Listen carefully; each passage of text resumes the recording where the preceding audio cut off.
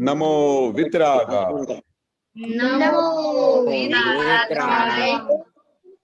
नमो अरिहंताणम। नमो अरिहंताणम। नमो सिद्धाणम। नमो सिद्धाणम। नमो आयरीयाणम। नमो आयरीयाणम। नमो वज्जायाणम। नमो वज्जायाणम। नमो लोए सव्व साहुणम। नमो लोए साहुणम। ऐसो पंचन मुक्कारो। ऐसो पंचनमुक्तारो। तव्व पावप्पणासनो। तवपावनाशनो। मंगलाणं च सव्रेतिं। मंगलानां भवते। परमं हवै मंगलम्। ओम नमो भगवते वासुदेवाय। ओम नमो भगवते वासुदेवाय। ओम नमः शिवाय। ओम नमः शिवाय। जय सच्चिदानंद। जय सच्चिदानंद। जय सच्चिदानंद।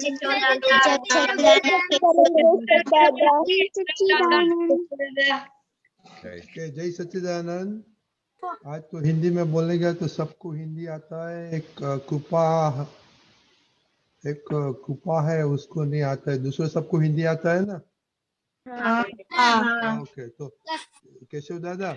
हाँ जी दादा। इन लोग को भी होमवर्क चल रहा है। चोर चोर चोर अंदर का चोर पकड़ने के लिए, और जब चोर आता है तो उसको गेट आउट करने का। तो पहले होमवर्क लेगा, बाद में उन लोग के साथ बात करेगा। तो सब जो हिंदी बोल सकता है हिंदी बोलना। सो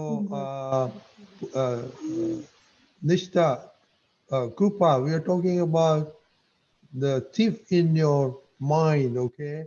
So the homework is to catch the thief in your mind, okay? So we'll do the homework. पहले देख लेगा देवम। हाँ। चोर पकड़ा और किसको निकाला? हाँ, सुबह और मेरे लेक्चर्स के वक्त। तो सुबह मेरे गया था, तो मुझे लगा कि अभी तो बहुत सुबह है, तो मैं थोड़ी देर सो जाता हूँ। तो मैं गेट आउट करके और मैं उठ गया और मैं रीडिंग करके फिर मोबाइल खेलता हूँ। तो पहले मैं फटाफट रीडिंग करता था, लेकिन अभी मैं आराम से रीडिंग करके उसके बाद मैं मोबाइल लिया और गेट आउट किया कि मैं शांति से ही रीडिंग करूंगा। Okay, very good. नवीदी। जय सच्चिदानंद। जय सच्चिदानंद। एक्चुअली वो स्कूल्स रीओपन हो रही है मंडे से, तो फिर सब नोटबुक्स और सब कंप्लीट करना है। तो फिर माइंड में ऐसा आता है कि चलना थोड़ी देर टीवी देख लेते हैं या फिर चलना थोड़ी देर मोबाइल खेल लेते हैं। लेकिन मैंने चोर को गेट आउट किया और मेरा सब भी होमवर्क आज का होमवर्क मैंने खत्म किया। Very good. खुशी। जय सच्चिदानंद। जय सच्चिदानंद। मेरे बालकनी में एक कबूतर बैठा था, तो मुझे लगा कि चलो ना उसे उड़ा देती हूँ, तो मैंने नहीं उड़ाया। हाँ, मैंने आज पूरे दिन ना, मुझे अंदर से हुआ कि मैं टीवी देखती हूँ, मोबाइल देखती हूँ, बाहर जा रही हूँ कहीं खेलने कुछ भी, पर मैंने कुछ नहीं किया और सिर्फ दादा की बस कीर्तन भक्ति ही करती रही पूरे दिन। Very good. जय सच्चिदानंद। तो मेरे को आज सुबह उठने में थोड़ी आलस आती है, तो मैंने उसको गेट आउट बोल दिया एंड मैं सुबह जल्दी उठ गई। एंड और मुझे सुबह कीर्तन भक्ति चरण विधि कंप्लीट होने के बाद मुझे कीर्तन भक्ति करने में आलस आती है, चलना लास्ट में कर देंगे। तो मैंने उसको गेट आउट बोल के मैंने complete 15 minutes. Very good. Tarak. जय सच्चिदानंद। आज मेरा कि पहले कीर्तन भक्ति बाद में कर देता हूँ, मोबाइल पहले देख लेता हूँ। फिर मैंने अंदर चोर को गेट आउट कर दिया, फिर मैंने कीर्तन भक्ति की, फिर मोबाइल देखा। Very good. संध्या,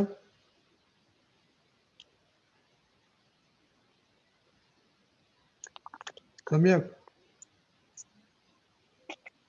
आज सुबह उठना नहीं था तो भी मैं सुबह उठ गया। Very good. पिताश्री, जय सच्चिदानंद।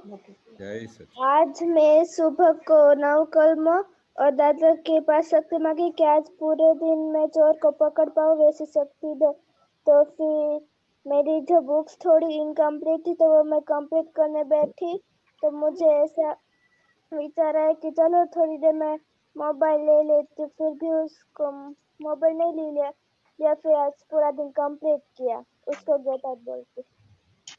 okay, I think we've covered everybody, सबको कवर कर दिया। देवन, आपका फ्रेंड सब गुम हो गया, तो इसके बाद थोड़े बात करो कैसे दादा, 15-20 मिनट। रजनी दादा हूँ बाकी। ओह, बहुत very good, thank you. Good. बोल। આજે છે ને મારે હોમવર્ક થોડું વધારે હતું ને કાલનું, હું સેકન્ડમાં જો એટલે સેટરડે ને મારે સ્કૂલ નથી હોતી, પણ કાલનું હોમવર્ક થોડું વધારે હતું ને, તો એમાં છે ને મને વિચાર આવ્યો કે આ છે ને હું ભગવાનને પ્રે કરવા અને આ ત્રિમંત્ર 5 વાર ને એ બધું નહીં બોલતો, સીધું હોમવર્ક કરવા બેસી ફટાફટ શાંતિથી બાર વિધિને બધું બોલ્યો અને પછી જ હોમવર્ક કરવા બેસી. Oh, very good. Easy. Krupa. I don't have any thief in my mind. I wake up on time. I do my homework. I read. And I do the laundry. I play outside. I do everything. Okay, very good. So do you know what the thief in your mind is? No. No.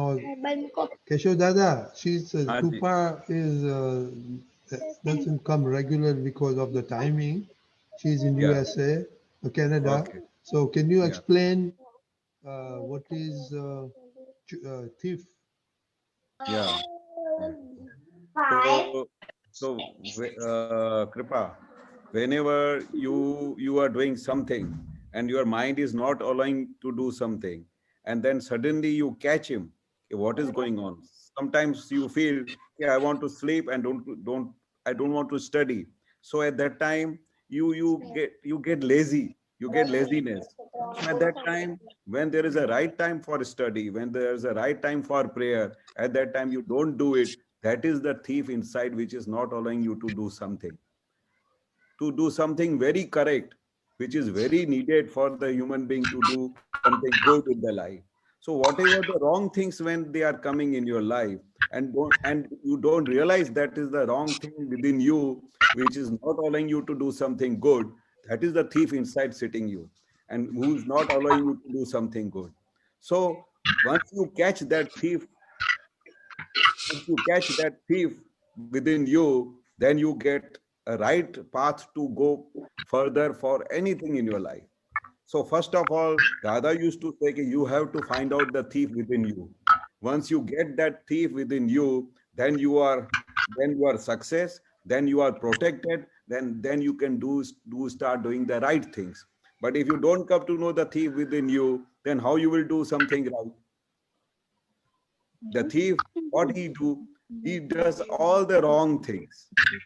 And you, the real self, is always do the right things.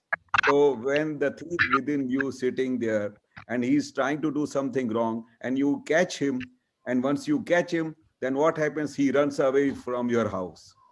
If there is a thief within your house, and if you catch him, then he will go away. But if you allow that thief to live in your house, then then he will always live in your house and do all the wrong things. So what Dada says, that whenever you come to know the thief sitting within your house, you catch him, you catch hold of him and throw him out. Once you throw him out, then you are success. Then you are protected, and then you will feel happiness within you. Correct? You got it? Yes. Okay, thank you. So, Thank Yes. you. આપણે એક રુદ્ર તારો experience રહી ગયો રુદ્ર. Rudra. हाँ. आज है ना मेरे क्लास से ग्रामर के तो मेरे को मन नहीं हो रहा था, तो मैंने सोचा कि मैं टैबलेट खेलता हूँ थोड़ी देर, पर तो अभी मैंने सोचा कि अगर क्लास में करूँगा फिर मेरे कोई फायदा नहीं होगा, इसलिए मैंने किया 2 घंटे क्लास. Very good. અરવિંદભાઈ એનો નામ આપણે નંબર મોકલાવજો ને ચેટમાં, so we can add him to the group. Arvindbhai Rudra. હા, ફોન નંબર મોકલાવજો. Okay, so since Krupa is here, Keshav Dada, just talk in English because I think everybody understands English for 10-15 minutes. Okay. So everybody has done the right homework for who's thief within you. Everybody got it, or still somebody is not able to understand who's thief within you? Everybody caught? Everybody has question caught Prahar. You have any question? Yes. Hindi में बोलो और English में बोलो.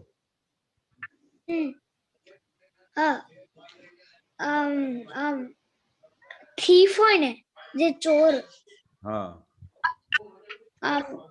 चोर को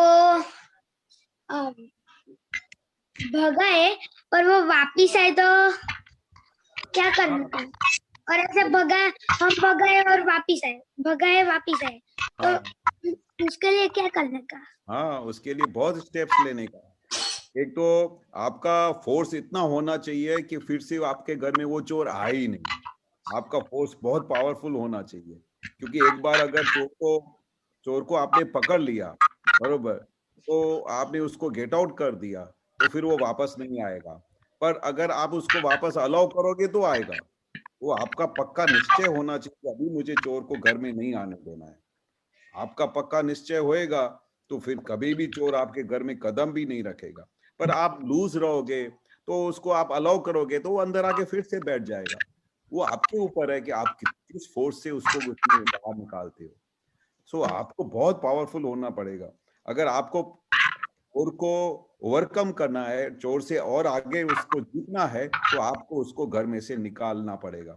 और अगर वो वापस आ जाता है तो फिर से उसको निकालने का, अगर फिर से आता है तो फिर से निकालने का. बट वो प्रोसेस में डरने का नहीं, उस प्रोसेस में ठग भी नहीं जाने का, क्योंकि ये तो प्रोसेस है. चोर तो बार बार आएगा, आके आपको बोलेगा कि चलो सो जाओ, अभी थोड़ी देर आराम कर देते, आज होमवर्क कल करेंगे, तो आज हम दादा की भक्ति नहीं करते, आज या तो हम बोलेंगे कि हम दादा का सत साधन जो हमको दिया है, त्रिमंत्र बोला है, नवकल में बोला, आज हम नहीं करते. तो जो अब नहीं करते हैं, जो हमको सुस्ती आती है, वो सब चोर है. अगर उसको जीतना है तो बोलने का, दादा ने बोला है कि एक बार हमको दिन में 3 बार हमको नवकल करना चाहिए, हमको 5 बार त्रिमंत्र बोलना चाहिए, 5 बार हमको दादा ने बोला है कि मेरे मन वचन काया से किसी भी जीव को दुख न हो, ऐसा बोलना चाहिए.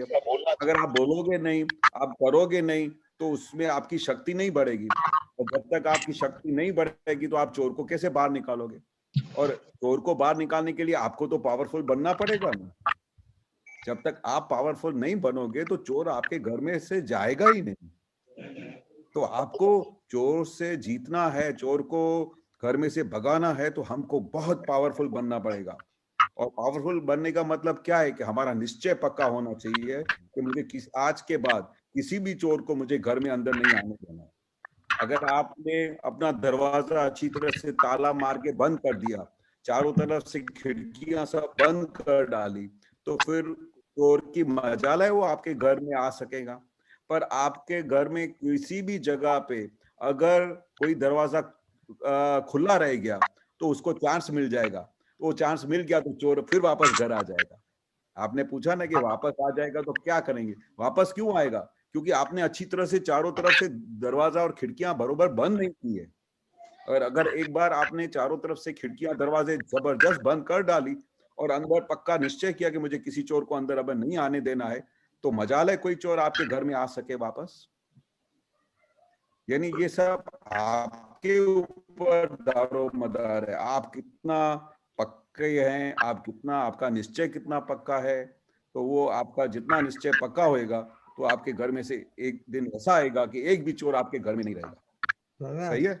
तो अभी देख, अभी नोट करना कि वो कौन सा चोर वापिस आता है, तो कितनी दफा आता है। ओके, और केशव दादा नोट करके कल बताने का। Okay okay. एक उमंग। केशव दादा, हाँ, मतलब हम बार बार उसको भगाएंगे तो वो डर जाएगा कि ये तो स्ट्रॉन्ग है, चलो दूसरे को करते हैं।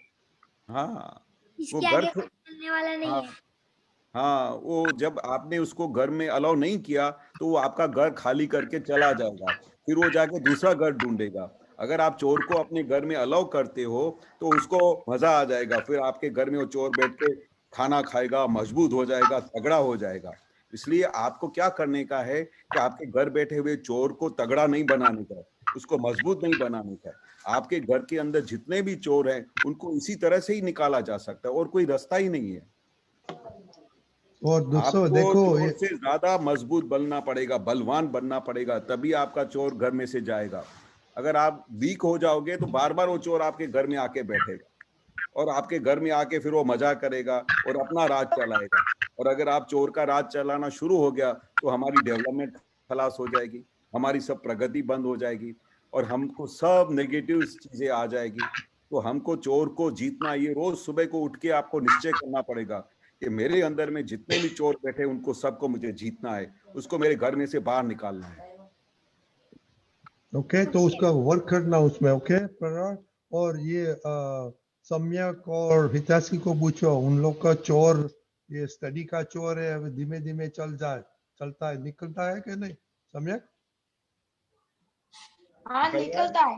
हाँ देखो, उसने नक्की किया तो अभी थोड़ी थोड़ी हिताशी का भी नहीं हुआ पर वो हो जाएगा अभी। ओके, और अभी उमंग, आपका एक्सपीरियंस क्या है, कुछ चोर पकड़ा क्या नहीं? કે અમે બનવા કે હું બનવા પછી કે હું મોબાઈલ રમીશ, કે હું બનવા પછી મોબાઈલ રમીશ, નહીં તો હું નહીં રમું। Very good. और दूसरा कौन था? गुड। ओके,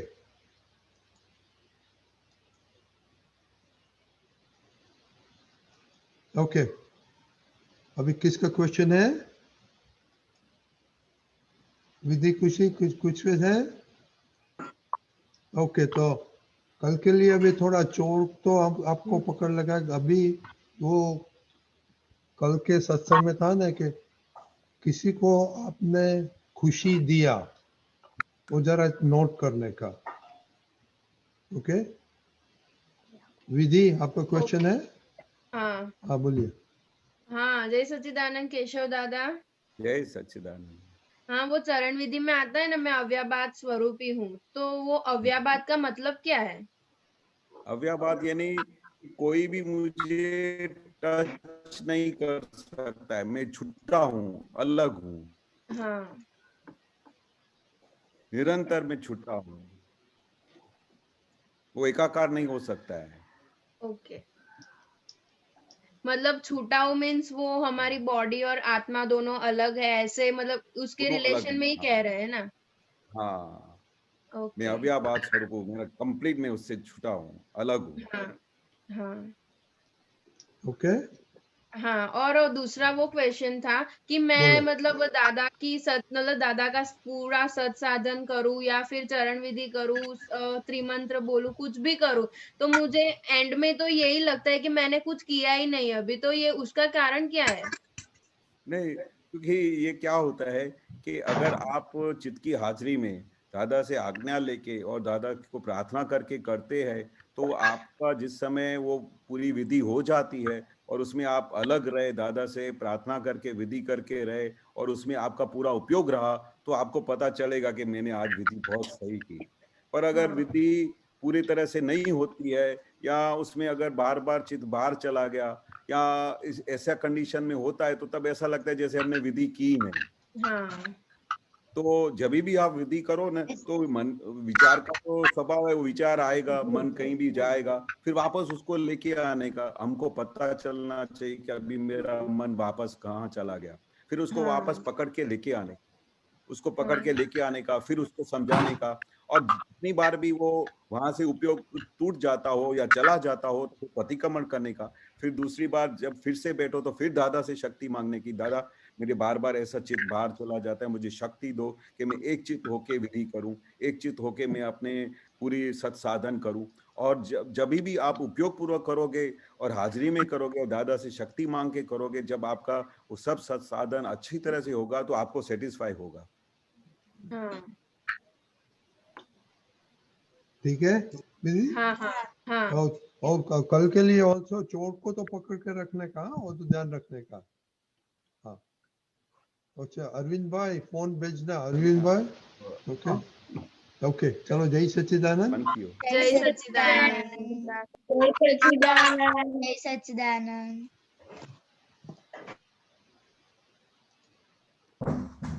ओके कश्यप भाई। जय सच्चिदानंद रजनी जी, जय सच्चिदानंद दीपक जय आनंद जी, सच्चिदानंद। केशवानंद जी।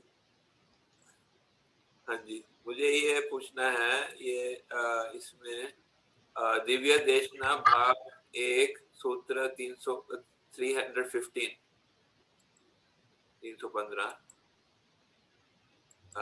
ये है बुद्धि ए આંધળાનું અજવાળું છે અને केवल ज्ञान देखतानु अजवालू छे। बुद्धि ये अंधे का उजाला है और केवल ज्ञान देखते हुए का उजाला है। ये थोड़ा समझा दीजिए इसका।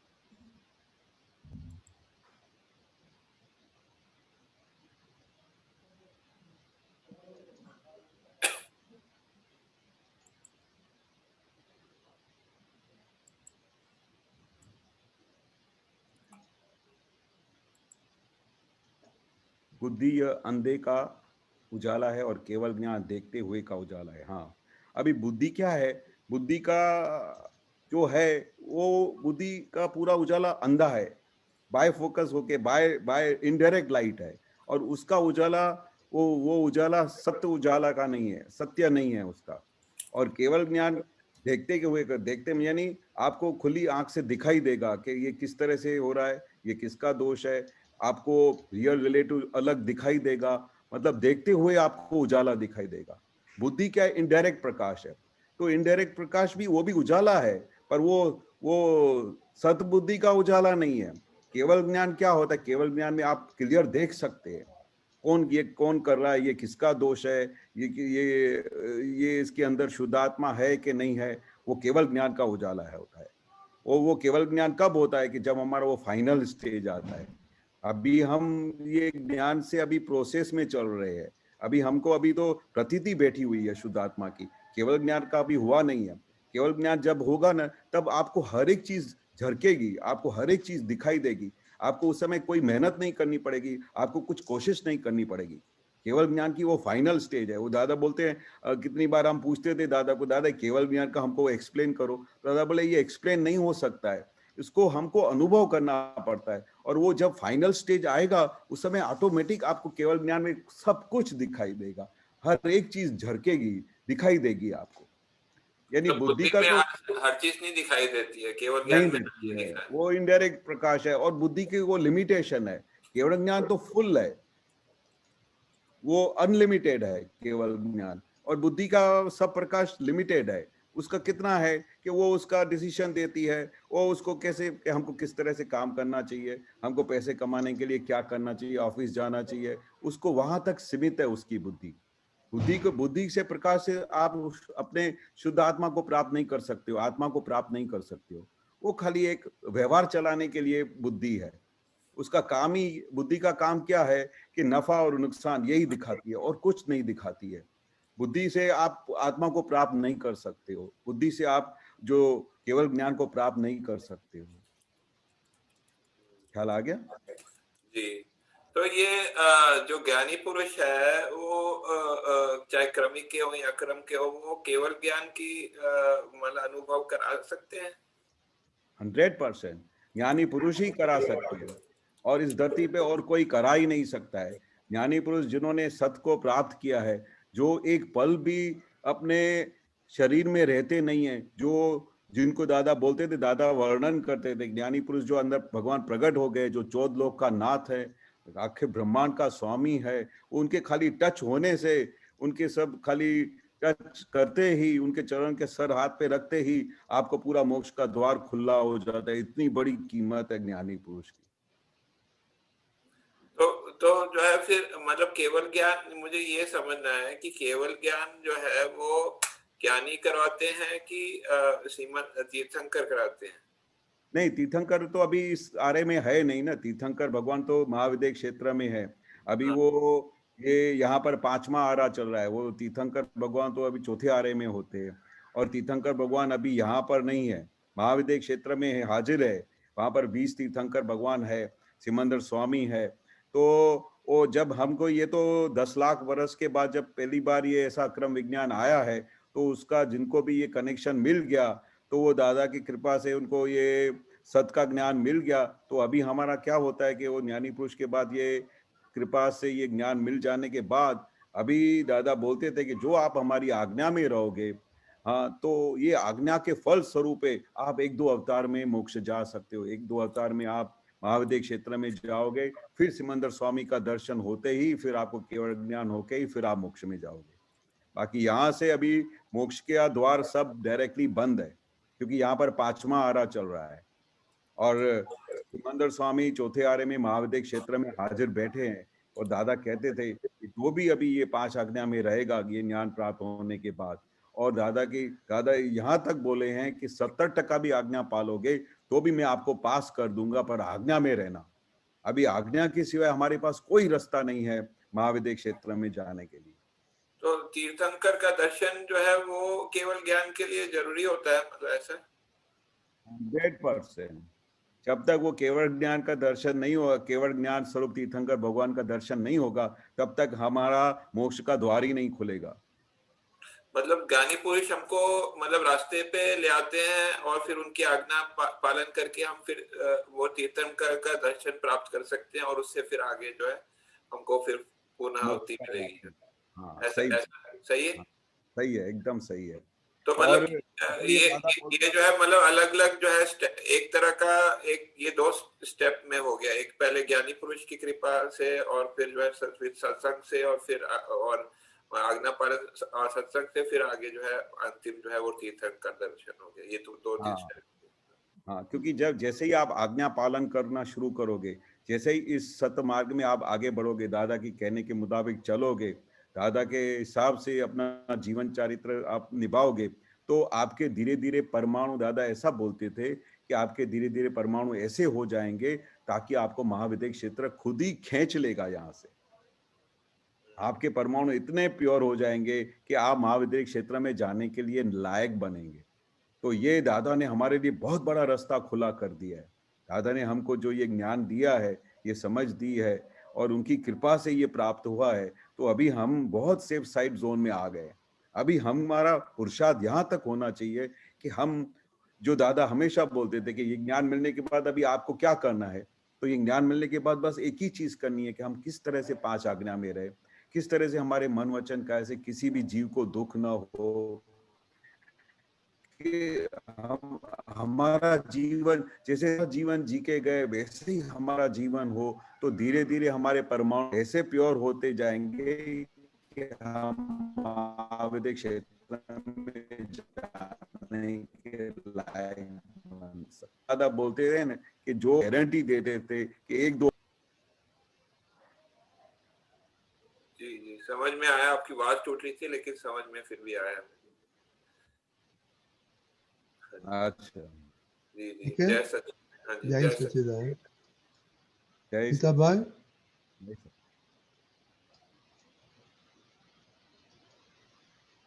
जय सच्चिदानंद केशवानंद जी। जय सच्चिदानंद। जय केशवानंद जी, आप पे हमने बात करी ने, आपने बात किया ने कि चोर को घर में नहीं एंटर होने देने का। अभी अपन को पता भी चल जाता है कि चोर है, फिर भी वो कौन रोकता है कि चोर का बात भी सुनता है, फिर भी चोर को जो बताता है वो फॉलो करता है। हाँ बरोबर। वो दादाजी बोलते थे कि अंदर सब ये क्रोध मान माया लोभ के सब भूत बैठे हुए हैं, जो हमको उस तरफ जाने नहीं दे रहे हैं। दादा नहीं बोलते लपसणु कार छे। लपसणु कार मतलब आपको आजू बाजू के सब संजोग इतने मिलेंगे, इतने संजोग मिलेंगे कि आपको नीचे गिराएंगे, पर आपके अंदर अभी आपको पकड़ में आया, आपकी प्रज्ञा शक्ति आपके अंदर हाजिर हो गई है, जो आपको सावचेत करती है। अगर आप उसको प्रज्ञा शक्ति को जो आप उसकी बात नहीं मानोगे, तो फिर वो आपके अंदर फिर चोर बैठ जाएंगे। वो तो अंदर बैठे हुए हैं आपको गिराने के लिए, क्योंकि काल ऐसा है। दादा ने क्या बोला कि काल ही ऐसा है, ये समय ही ऐसा है कि मेरे को भी 4 डिग्री ज्ञान पचा नहीं और आपको भी पचेगा नहीं। तो उसमें से हमको ये तारण निकल आता है कि कितना खतरनाक काल खराब चल रहा है। तो अभी हमको इसी जगह पे जब हमारे पास चोर पकड़ में आता है, तो वहां पर हमारा पुरुषार्थ होना चाहिए, जबरदस्त पुरुषार्थ होना चाहिए कि मुझे अभी इस चोर को अभी अंदर नहीं आने देना है। क्योंकि दादा बोलते हैं कि बड़ी मुश्किल से तो आपको मैंने अंदर वो चोर को पकड़ने के लिए पूरा रास्ता दिखाया, बड़ी मुश्किल से तो आपके हाथ में आया है। फिर अभी ऐसे टाइम में फिर आप सो जाओगे तो फिर वो आपके ऊपर हावी बन जाएगा, फिर आपके अंदर घर बैठ के राज करेगा। इसलिए अभी चोर को पकड़ में आ गया तो अभी उसको निकालो, अभी उसको अंदर में एंट्री आने मत दो, क्योंकि यही आपका सब सुख चैन सब गुम कर देता है। अगर आप चोर की बात में आ गए तो आपका अपना खुद का जो ध्येय है वो सब पूरा गायब हो जाता है, ध्येय आपका हाथ में से निकल जाता है। तो अभी जैसे ही आपके अभी पकड़ में आया, तो अभी हमको अलर्ट रहना पड़ेगा। यहाँ पर हमको पुरुषार्थ होना पड़ेगा, यहाँ पर हमारा पुरुषार्थ पक्का होना चाहिए कि अभी मुझे कच्चा नहीं बनने का, अभी चोर को एंटर नहीं होने देने का।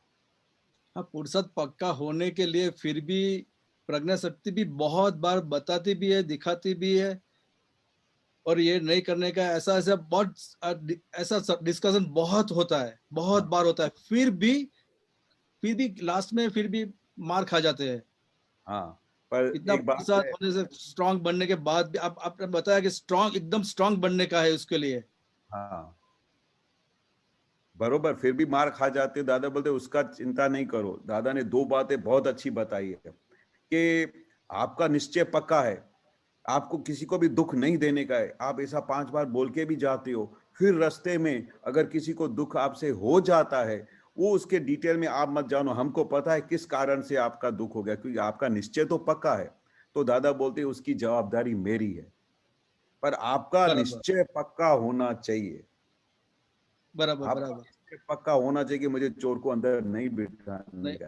अभी आपको दादा बोलते कि सबसे बड़ी चीज क्या है कि अभी आपको पकड़ में तो आया कि ये चोर आपके हाथ से बार बार अंदर घुस जाता है।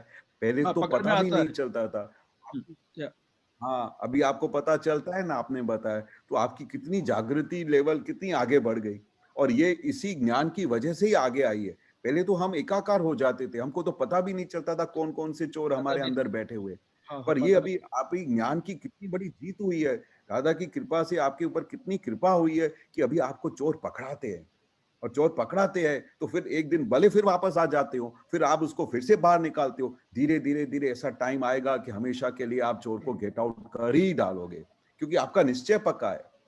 वो दादा बोलते हैं कि कौन से कारण से वो बार बार आ जाते हैं, तुम्हारी इच्छा नहीं होते हुए भी क्यों फिर से भी आपका निश्चय पक्का है किसी को दुख नहीं देना है, तो भी वो फिर से दुख दे जाता है। तो समझो कि आपको अभी पकड़ में तो आया, पहले तो पकड़ में भी नहीं आता था, तो आपकी कितनी प्रगति हो गई, आप समझे। बराबर। तो दादा क्या बोलते हैं कि बहुत आपको तो बोलते सेलिब्रेशन करना चाहिए कि अभी आपको चोर को पकड़ में आया है, पहले तो पता भी नहीं चलता था। उठ के नाच करना चाहिए कि अरे वाह, मेरे हाथ में अभी चोर पकड़ गए, अभी मैं इनको जीत जाऊंगा। अगर अपने को पता ही नहीं चलता कि हमारे घर में कौन से चोर बैठे हुए हैं, पता ही नहीं चलेगा, तो आप जब भी आप सो जाओगे तो वो अंदर किचन में जाके खाना वाना खा के तगड़े होते जाएंगे, फिर घर में से बाहर निकलना ही मुश्किल हो जाता अगर आपको पता नहीं चलता, और उसको निकालने में दम निकल जाता। पर अभी आपको पकड़ में आता है तो अभी समझो कि बहुत अच्छी बात हुई है, उसके बाद फिर प्रतिक्रमण करो, फिर से ये चोर क्यों अलाउ किया, क्यों वीक पड़ गया, आप हिते भाई को बोलने का कि क्यों बार बार वीक हो जाते हो, बातचीत का व्यवहार शुरू कर डालने का, और ऐसे ऐसे प्रयोग करने का, ताकि धीरे धीरे वो पकड़ में आ जाए। पर अगर आपका निश्चय पक्का होगा ना कि मुझे चोर को निकालना है, तो दुनिया की कोई भी ताकत आपको रोक नहीं सकती है उसको निश्चय निकालने तो पक्का ही है, बस निश्चय तो पक्का ही निश्चय किया पक्का है। रखने का। हाँ, फिर दादा जवाबदारी बोलते हैं मेरी है। अगर आपका निश्चय पक्का है और आपका निश्चय ऐसा है इन सब चोरों को घर में से बाहर निकालना है, तो फिर बार बार आ जाते, उसकी चिंता मत करो, उनको फिर से निकालो, पर उसके बाद दादा आपको शक्ति देंगे, और दादा बोलते हैं मेरी जवाबदारी है। हाँ, आप सब भी सही है? शक्ति देना मुझे, बस आप दादा सभी भगवान मुझे की शक्ति आशीर्वाद है, दादा भगवान खूब शक्ति देंगे। जय सच्चिदानंद। जय सच्चिदानंद। जय सच्चिदानंद।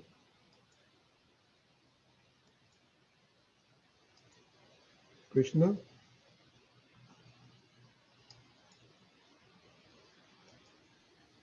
जय सच्चिदानंद केशवानंद जी। जय सच्चिदानंद। जय चरण विधि में आता है ना कि स्थूल संयोगों, सूक्ष्म संयोगों और वाणी के संयोग पर है और पराधीन है।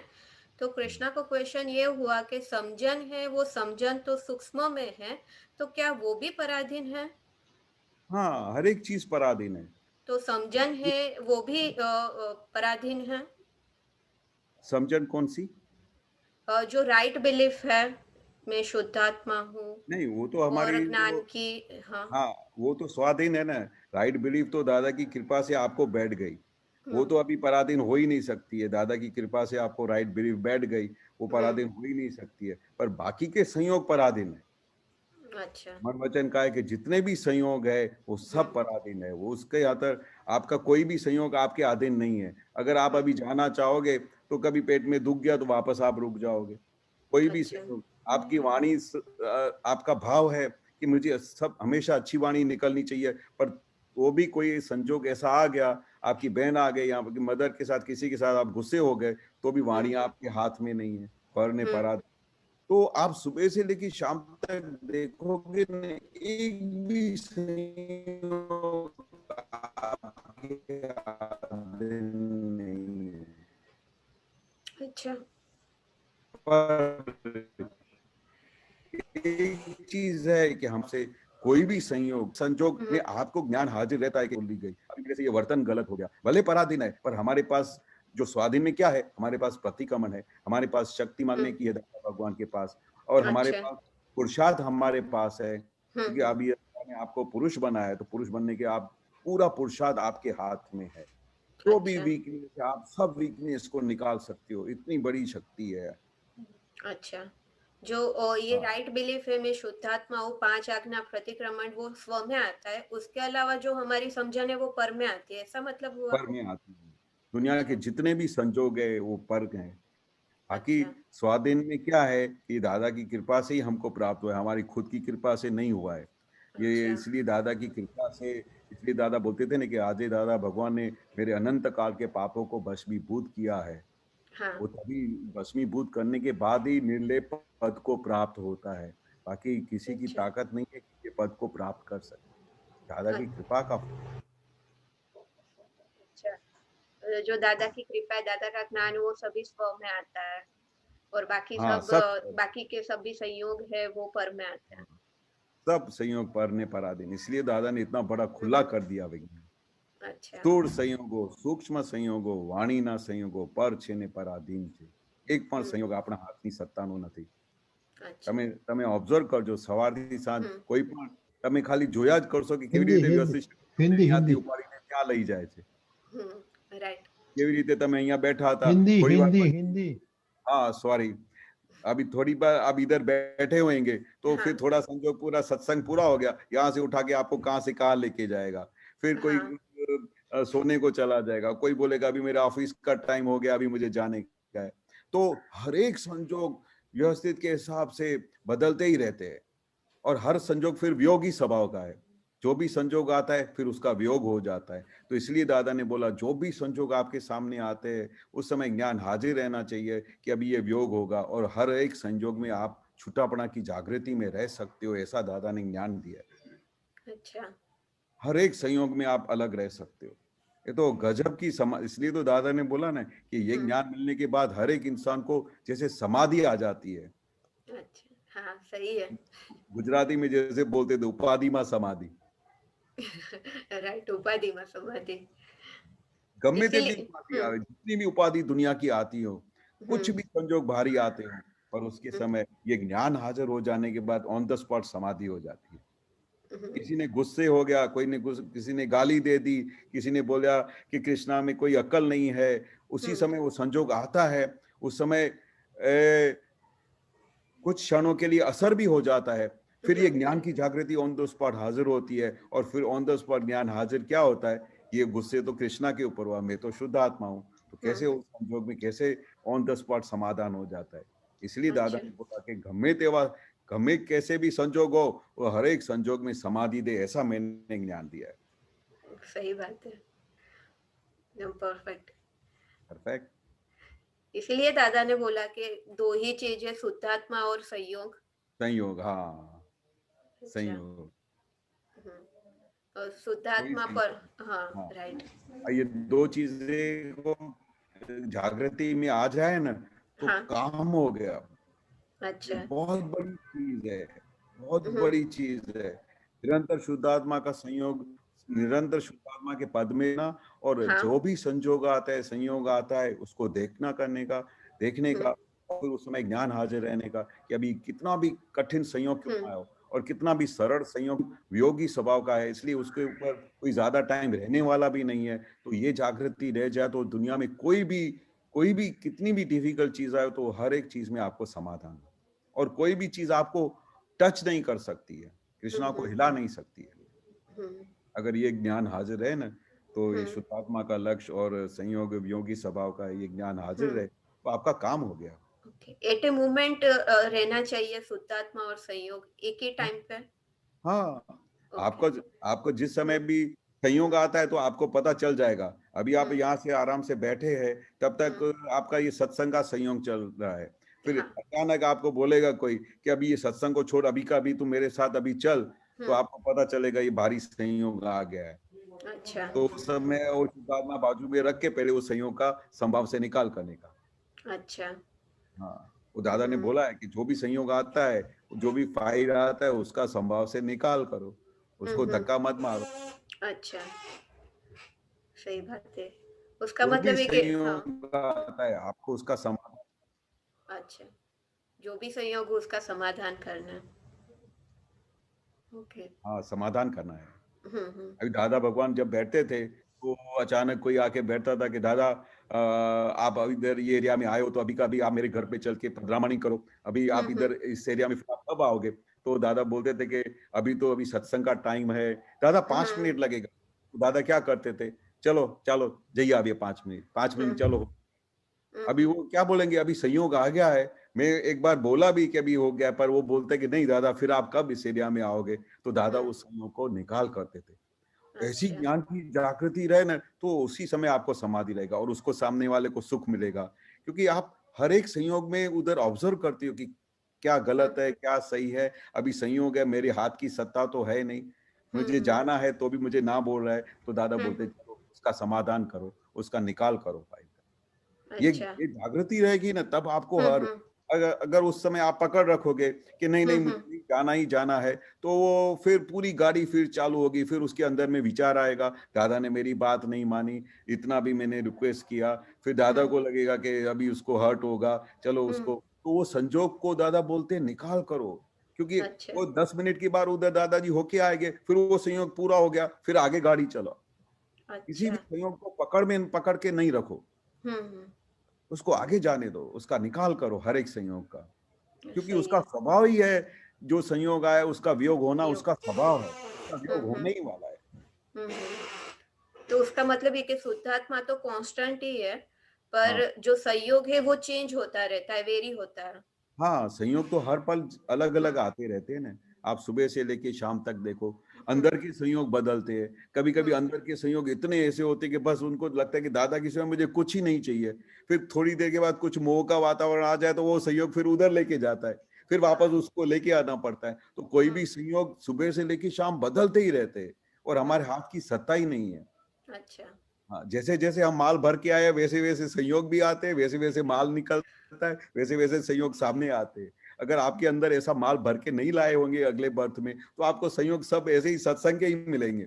पर आपने दो मिक्स लेके आए होंगे संयोग, तो फिर सत्संग के साथ ये भी मोह की भी दुनिया भी आगे आएगी, आपकी इच्छा नहीं होते हुए भी आपको लेके जाएगी।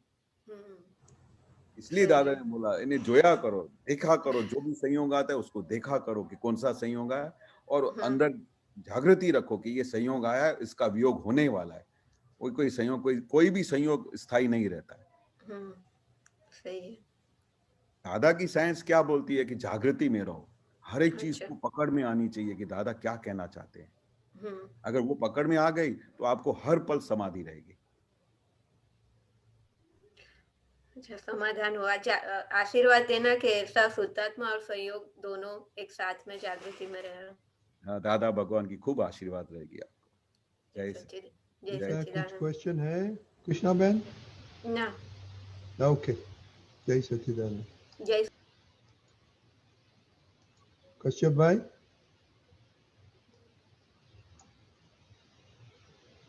हाँ जी, जैसा कि अगर कोई क्वेश्चन और नहीं हो तो मैं पूछ लूंगा। आप पूछो। हाँ, ये 2795 ये है आप सूत्र। प्रथम बुद्धि ना लाइट थी तमे ग्रहण करो અને પછી સમજણ ઊભી થાય ને પછી સંયમ ઊભો થાય। ये थोड़ा इसका अर्थ समझा दी।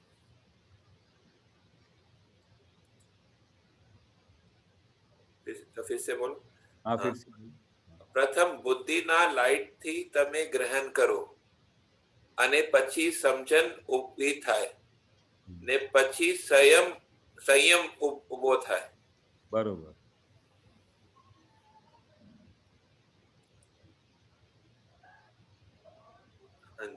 बरोबर।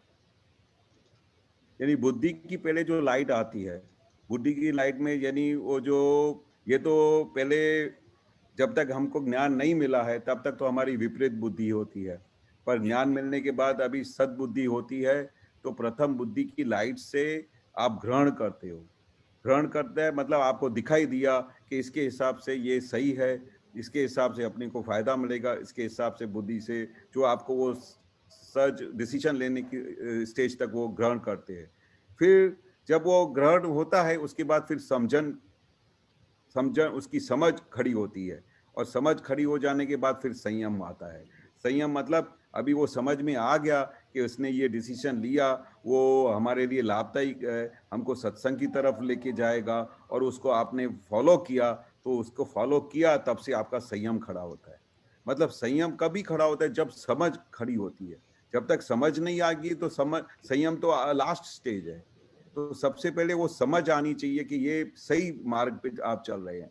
समझो दादा का मार्ग है, उसके ऊपर आप सही चल रहे हो, तो ये समझन में तो आ गया, पर जब उसको अंदर पक्का हो जाता है तब संयम खड़ा होना बहुत जरूरी है। अंदर खाने संयम पैदा हो जाए, हर एक बात में, हर एक संयोग में संयम आ जाए तो बहुत बड़ी शक्ति खड़ी हो जाती है। संयम का अर्थ यही होता है ना, जैसे पहले मैंने पूछा था एक बार, तो उन्होंने बताया था कि क्रोध मान माया लोभ, इसका अभाव, राग द्वेष का अभाव, ये संयम होता है। हाँ, हर एक संजोग में क्रोध आए तो उस समय आपका ऑटोमेटिक संयम खड़ा हो जाएगा कि ये क्रोध करने की जगह नहीं है। मान की जगह आ जाए तो मान उधर कैसे, तो उनको पता चलना चाहिए कि अभी तो गर्वरस खाने का समय आ गया, तो गर्वरस खा रहा है, उस समय अपने को जागृति आ गई, और गर्वरस नहीं खाता है तो संयम में आ गया। यानी क्रोध मान माया लोभ राग द्वेष जो भी ये जो को सबने आपने हर कोशिश में आ गए तो धीरे धीरे संयम खड़ा होता जाएगा। ये जो बुद्धि की लाइट में ग्रहण करने की बात कर रहे हैं, मतलब किस चीज की ग्रहण करने की बात कर रहे हैं? मतलब जो आत्मा ज्ञान की ग्रहण करने की बात कर रहे हैं?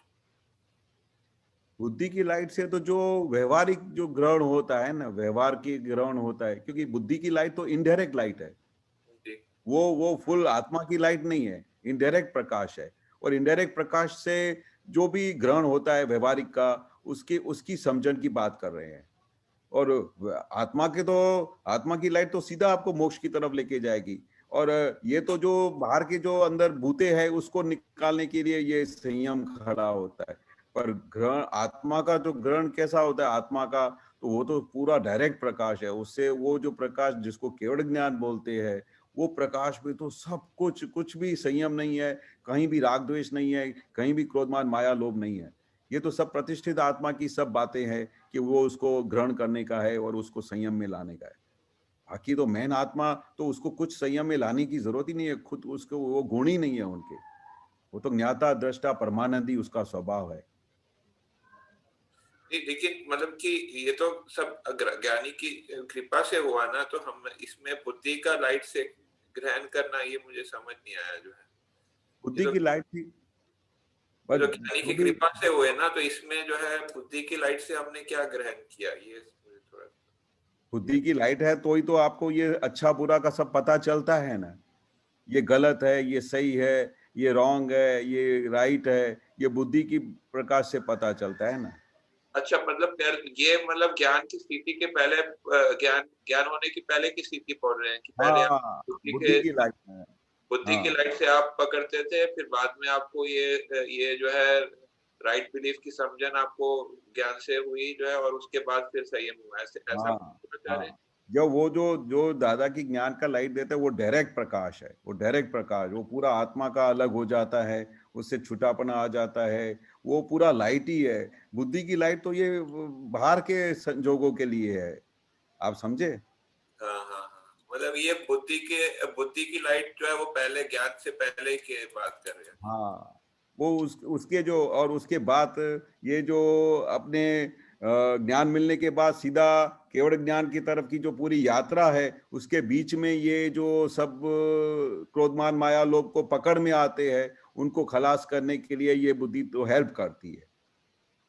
हाँ, बुद्धि हेल्पिंग, वो व्यवहार में हेल्पिंग। हाँ, ठीक है कश्यप भाई। जी जी जी जी, जय सच्चिदानंद।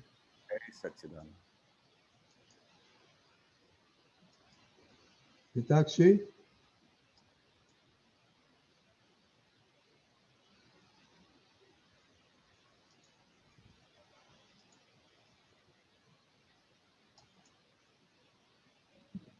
हाँ बोलिए। जय सच्चिदानंद केशवानंद जी, जय મારો એક ક્વેશ્ચન હતો કે આપણે અંદર જે રહેલા છે એ આત્મા છે, તો આત્મા છે પરમાત્મા, તો પરમાત્મા શું છે, કોણ છે? પરમાત્મા એ જ આત્મા, આત્મા જે છે એ જ પરમાત્મા છે। हिंदी में बोलो। वो भगवान का फाइनल पद है, उसको परमात्मा भी बोलते हैं, शुद्धात्मा भी बोलते हैं। वो फाइनल स्टेज में उनको यही परमात्मा भी बोलते हैं, शुद्धात्मा भी बोलते हैं। वो फाइनल परमात्मा है, आत्मा एज परमात्मा है। वो आपको जब वो आपको पूरा खुला हो जाएगा ना, धीरे धीरे ज्ञान समझ में आ जाएगा, फिर फुल लाइट आ जाएगी, केवल ज्ञान होगा, तब आपको फुल दिखाई देगा। अभी हम इसी लाइन में है, इसी प्रोसेस में है। पर अभी हमको शुद्धात्मा का, हमको ये नक्की हो गया ना कि हमारे अंदर शुद्धात्मा है, इतना नक्की हो गया ना। और अब सबके अंदर शुद्धात्मा देखते हो ना, बस वही परमात्मा है। दादा बोलते हैं ना, हर एक जीव के अंदर भगवान बैठे हुए हैं, वही परमात्मा बैठे हुए, वही उनके अंदर शुद्धात्मा बैठे हुए। सत्संग में आना तो more and more understanding होगा। ओके, जय सच्चिदानंद। जय सच्चिदानंद। रेशमा बेन, रेशम बेन। जय सच्चिदानंद स्वामी जी। जय सच्चिदानंद। स्वामी जी, वो समर्पण विधि में बोल रहे थे ना, भगवान की माया, तो हाँ, भगवान किसको कहा है और माया किसको कहा है? ये भगवान की सर्व माया है ना, ये सब जो दिखाई देता है, ये माया, क्रोध मान माया, लोभ, माया में राग द्वेष, कपट, ये सब माया है, भगवान की सर्व माया। इससे मैं तद्दन जुदा ऐसा शुद्धात्मा हूँ। तो ये दुनिया की जो दिखाई देती है आपको माया, उससे आपने को दादा भगवान ने हमको ये ज्ञान मिलने के बाद सबसे अलग कर दिया। उसकी सर्व माया से मैं अलग ऐसा शुद्धात्मा हूँ। तो ये भगवान ने व्यवस्थित को बोला है, भगवान व्यवस्थित व्यवस्थित शक्ति को शक्ति बोल रहा है क्या भगवान? नहीं नहीं नहीं, व्यवस्थित शक्ति अलग चीज है। भगवान तो हमारे अंदर जो दादा ने प्रकट किया शुद्धात्मा है वो है। व्यवस्थित शक्ति सबको चलाती है, पूरे जगत को, सूर्य चंद्र तारा सबको व्यवस्थित ही रखती है। आपका मन वचन का भी व्यवस्थित के ताबे में है। वो दादा बोलते थे ना, ज्ञान मिलने के बाद अभी आपको क्या करने का, कुछ भी नहीं करने का आपको, तो अभी पूरा सब व्यवस्थित शक्ति आपकी चला लेगी। अभी आपको क्या करने का, देखने का कि क्या बन रहा है। आपके अंदर शुद्धात्मा का लक्ष्य आ गया, शुद्धात्मा का बैठ गए, भगवान का दर्शन हो गया। अभी जो भी संजोग आएंगे सब आया करेंगे। अभी अपने को छुट्टापना की जागृति में रहने का है और देखने का कि क्या हो रहा है, और व्यवस्थित शक्ति अपना काम किए जा रही है। तो मेरी समझ में ये आ रहा था कि ये व्यवस्थित शक्ति की माया हुई या फिर किसकी समझ? नहीं, व्यवस्थित शक्ति तो एक शक्ति है जो सबको चलाती है, उसकी माया नहीं होती है। माया तो सब हमारी है। हम जब जो सब जमा करके लेके आए, क्रोध मान माया लोभ राग द्वेष कपट, ये सब हमारी हम अपने हिसाब से सब मटेरियल भर के लाते हैं। ये तो दादा के हिसाब से ज्ञान मिल गया तो इन सब का हमको क्लियरेंस हो गया और हमको पता चला कि ये सब भूत है। और फिर हमारे को दादा ने इस चक्कर में से हमेशा के लिए परमानेंटली वो ताला मार दिया और इस चक्कर में से हमारे को निकाल दिया। वरना तो ये भी नहीं पता चलता कि माया किसकी है, हूँ मैं कौन हूँ। ये सब चीजें अंधकार में चल रही थी। खाली साइकिल में खाली हम जन्म लेके मर जाए, पर यही साइकिल में चल रहे थे। पर दादा की कृपा से अभी सब हमको पता चल गया कि कौन चलाता है, व्यवस्थित शक्ति क्या है, मैं कौन हूँ। ये सब चीज का दादा ने उगाड़ कर दिया, खुला कर दिया। अभी हमको दो ही चीजें करने की है कि अभी ज्यादा कुछ सोचने जैसा नहीं है। हमको दो ही चीजें, 5 आज्ञा आपने हाथ में रखोगी ना तो दादा बोलते 5 आज्ञा वही भगवान है, वही दादा भगवान है, और कुछ भी नहीं है। उसका आराधन करो, दादा की आज्ञा में रहो, दादा का निरंतर भक्ति में रहो, वो बहुत बड़ा काम करेगी। बाकी व्यवस्थित शक्ति तो दादा ने बोला कि वो शक्ति कैसी है, सब वो सबको चलाती है, पूरे जगत को चलाती है। उसमें अपने को कुछ नहीं करने का है। वो कुछ हैपनिंग हो जाए उसका रिजल्ट को दादा बोलते कि व्यवस्थित हुआ है। किसी भी चीज का परिणाम आ जाता है, उसके पहले व्यवस्थित शक्ति तो बोल भी नहीं सकते। किसी भी चीज का परिणाम आ जाए, रिजल्ट आ जाए, उसको व्यवस्थित शक्ति बोलते हैं। जैसे दादा एग्जाम्पल देते थे ना कि आप यहाँ से गिलास पकड़ के चल रहे हो, अचानक वो गिलास गिर गया तो किसने तोड़ा? तो व्यवस्थित शक्ति ने तोड़ा। लोग तो बोलेंगे हमने देखा ना कि आपने तोड़ा, तो वो अज्ञान दशा में ऐसा ही दिखाई देता है कि वो उसको व्यवस्थित शक्ति का पता भी नहीं चलता है। तो व्यवस्थित शक्ति कैसे? वो सबका घर बार चलाने के लिए सब तोड़ फाड़ सब करती रहती है, पर उसमें हम हाथ नहीं डाल सकते। व्यवस्थित शक्ति अपना काम करे जा रही है। हमको सिर्फ ये देखना है कि हमको दादा की ये समझ मिली है, ज्ञान मिला है। अभी हमको और कुछ करने के लिए दादा ने ना बोला है, खाली इतना ही बोला है कि 5 आज्ञा में रहना, 5 आज्ञा में रहना और अपने मन वचन का ऐसे किसी जीव को दुख नहीं देना। बस इतना हो गया तो आपका काम पूरा हो गया, बहुत बड़ा काम हो गया। ठीक है रशम भाई, ठीक है। जय सच्चिदानंद। जय सच्चिदानंद।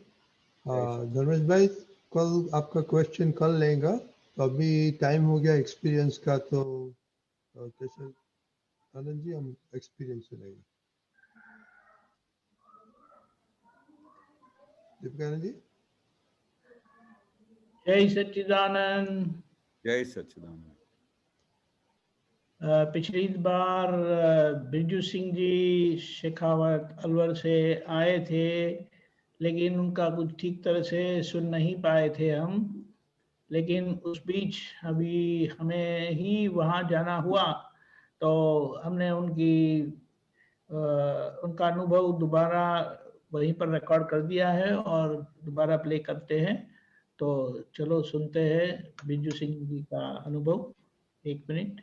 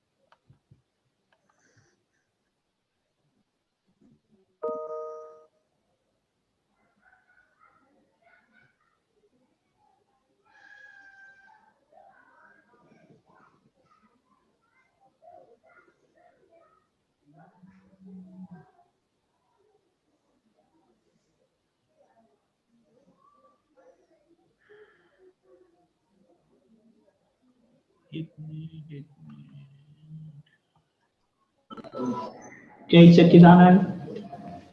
जय सच्चिदानंद। महात्मा आर्यंत परमात्मा को नमस्कार करता हूँ, दादा भगवान को नमस्कार करता हूँ और सभी महात्माओं बैठे हुए परमात्मा को नमस्कार करता हूँ। महात्मा, ये ज्ञान जो है पटेल दादा को बट नेचुरली ज्ञान प्रकट हुआ था और पटेल दादा ने बट नेचुरल ज्ञान में ब्रिज सिंह को प्रकट करवाया। 25 मार्च 2009 की बात है। मैंने कोई बिजनेस किया था, कोई धंधा किया था, उसमें मेरे को बहुत भयंकर नुकसान हुआ था। उस समय जो है तकरीबन 6 लाख रुपए का नुकसान हुआ था मुझे। मेरा भाव क्या था, मैं जो भी ये धंधा करूंगा और इसमें जो भी फायदा होगा उसका 20% दान करूंगा, ऐसा मेरी भाव अंदर से था, ऐसा दृढ़ निश्चय किया था मैंने। परंतु उसमें मैंने वो 6 लाख रुपए इन्वेस्टमेंट किया। जिस कंपनी के साथ मैं अटैच हुआ था वो कंपनी ही भाग गई और वो 6 लाख रुपए भी लेके पार गई।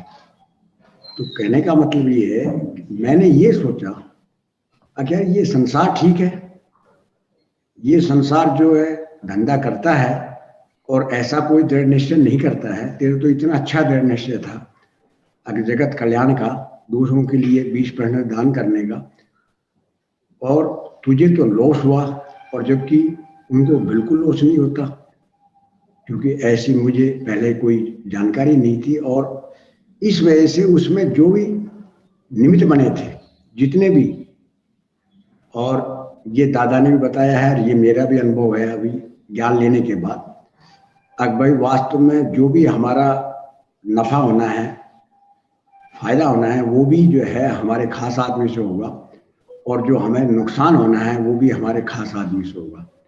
क्योंकि जिस पे हम विश्वास करते हैं कुदरत उसी से ही, वैश्विक शक्ति उसी से ही निमित्त बना के और आपका नुकसान कराना है तो नुकसान करा देगी और फायदा कराना है तो फायदा करा देगी। ये जब ये मैं अंदर ही अंदर जल रहा था और उन निमित्तों का मैं इतनी घृणा कर रहा था उनसे, और मतलब इतना भयंकर 1.5-2 महीना इतना भयंकर, मेरे साथ ऐसा क्यों हुआ, मेरे साथ ऐसा क्यों हुआ, मेरे साथ ऐसा क्यों हुआ, मेरे साथ ऐसा क्यों हुआ, मतलब रात दिन ये जुनून पैदा हो रहा था मेरे अंदर। इतना भयंकर दुखी था मैं अंदर से और उन निमित्तों का इतना मतलब दोष देखता था मैं। अब मैं क्या कर सकता हूँ, बस समझो मैं उसको कत्ल कर दूं। ये वो सब उस दिन 25 मार्च की बात है, शाम का तकरीबन 6-7 बजे का टाइम होगा, गर्मी का टाइम था। मैं जो है बहुत पजल हो रहा था भयंकर, और मैंने कुदरती मतलब उससे पहले मुझे ये दादा का ज्ञान का पता भी नहीं था और मुझे ये भी नहीं पता था कि टीवी में भी ये ज्ञान आता है। और टीवी तो मैं पहले भी देखता था, परंतु उस दिन मैंने जब भी जैसे रिमोट ऑन किया उसी समय कुदरती डॉक्टर निर्मा माँ का टोरा मारा, दादा भगवान। अब उसमें जो है वहाँ उसमें वृतांत जो मेरा जैसा वृतांत, एक से एक को किसी को उसने बिजनेस किया था, फैक्ट्री लगाई थी और उसमें उसको 6 लाख का नुकसान हुआ था। और उसने मतलब वो ऐसा बता रहा था कि भाई ये जो है, मैं अपने साले को वो बिजनेस करवाया था उसने, और वो साला थोड़ा सा मतलब पहले ही पता था उसको, शराबी था और बच्चलन था, और उसके बाद ये कामयाब नहीं होगा। पर मेरी वाइफ ने मतलब मुझे बार बार प्रेस किया और बोलो आपने उससे पहले कभी हेल्प किया क्या मेरे भाई की, आप ऐसा उसका पहले ही दोस्त देख रहे हो, और बोलो ये कामयाब नहीं होगा, मुझे पता है इसकी आदत होगा। तो कहने का मतलब ये है कि मेरे को प्रेशर करके वाइफ ने वो धंधा शुरू करवा दिया और मैंने उसको 6 लाख रुपए दे दिए। उसने वो फैक्ट्री बड़ी मुश्किल से 6 महीना या साल भर चलाई होगी, और जो है फिर बाद में वो लेबरों का उसने तनख्वाह भी बंद कर दिया जो कर्मचारी थे उसमें, तो बाद में हड़ताल होगी उसमें और वो फैक्ट्री बंद होगी। तो कहने का मतलब ये है कि मैं जो है अब वो भयंकर, अब उस वाइफ की वजह से मतलब ऐसा हुआ, वो न्यूज बनी। अब डॉक्टर मम्मा ने बहुत बोला उस समय, अगर भाई अरे आपके पास क्या वही एक फैक्ट्री थी या और इसके अलावा भी कुछ है? बोलो ना, है ना मेरे पास। उसने अपना आप फिर सब कुछ बता दिया कि भाई मेरे पास जो है गाड़ी है, बंगला है, 10 लाख रुपए बैंक में भी जमा है ना, इन्वेस्ट, और भाई कोई चीज कमी नहीं है।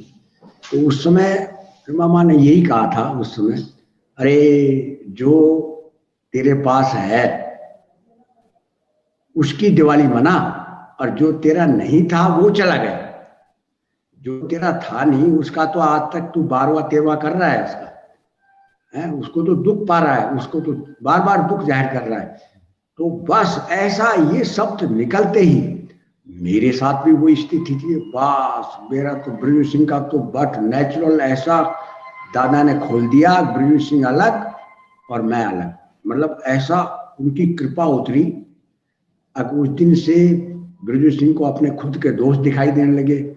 उसमें जो निमित्त थे वो सारे निमित्तों का मतलब वो दिखाई दिया कि ये तो केवल आपका हिसाब पूरा करने के लिए निमित्त आए थे, और जो है ये हिसाब ये ब्रजू सिंह का था सारा, और ये जो है बिल्कुल निर्दोष है और इनका जो है प्रायश्चित करना है ब्रजू सिंह का। तो मतलब ये सारा मतलब खुद के दोष दिखना, पूरा जगत में निर्दोष दिखना, और जो है उस दिन से ही अब भाई ये जुनून पैदा होना कि भाई मुझे ये ज्ञान प्राप्त लेना है हर हालत में। तो अड़ालज का वो आता था, अब भाई मैं अड़ालज जाऊंगा और भाई वहाँ ज्ञान प्राप्त, मतलब एक जुनून पैदा हो गया। दादा भगवान की असीम जय जयकार शुरू हो जाना ऑटोमेटिक। तो सब रात दिन दादा भगवान की मतलब एक भाव दशा बन गई उसी दिन से। उसके बाद मुझे ये ज्ञान चाहिए, मुझे ये ज्ञान चाहिए, ये ज्ञान, इतना जुनून पैदा हो गए, इतने मतलब एक दिन में हजार भाव रोज मतलब व्यस्तित में जा रहे थे। तो उस समय जो है अभी मुझे ये नहीं पता नहीं था भाई ये क्यों भाव हो रहा है, ये मेरा कुछ उदय क्रम का था पिछला हिसाब, उसकी वजह से ऐसा हुआ है। अब भाई जिससे कि मेरे को ही क्या वो था कि भाई भाव जो है पिछला हिसाब है जो आज रूपांतर हो रहा है। ये तो पक्की बात है, अगर कोई हर एक आदमी सोच मैं ऐसा भाव करूं तो वो नहीं कर सकता, ये मेरा अनुभव है, इसमें कोई शक नहीं।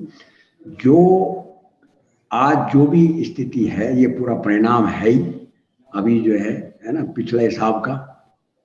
तो वो जब जुनून पैदा हुई तो यहाँ दिल्ली में जो है कन्नू दादा का 4 दिन का प्रोग्राम था।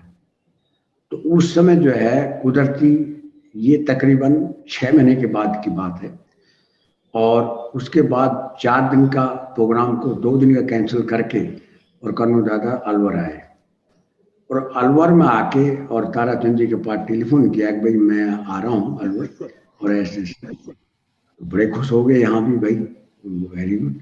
और यूं करके उस 27 सितंबर 2009 को कन्नू दादा से वो ये ज्ञान प्राप्त हुआ।